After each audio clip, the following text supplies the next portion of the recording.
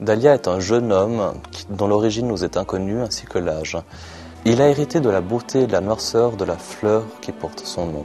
On ne sait trop comment, on va le découvrir. Il s'immiscera dans le quotidien d'une famille japonaise typique, jusqu'à en chambouler toute la conception.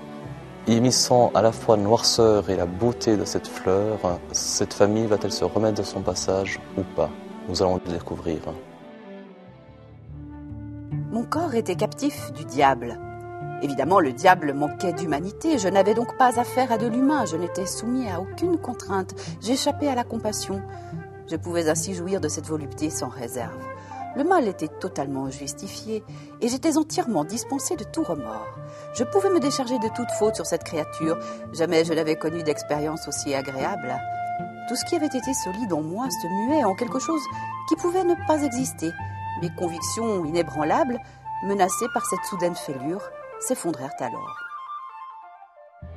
Itonori Tsuji signe avec Dahlia un roman érotico-mystique dont la notion dérangeante de ces termes.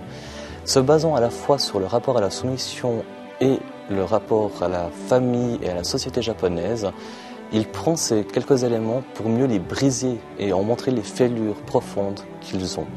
C'est un texte qui peut faire penser à Pasolini ou à des romans de Ryo Murakami pour les amateurs de textes assez sombres, un peu glauques, voire parfois dérangeants et inquiétants.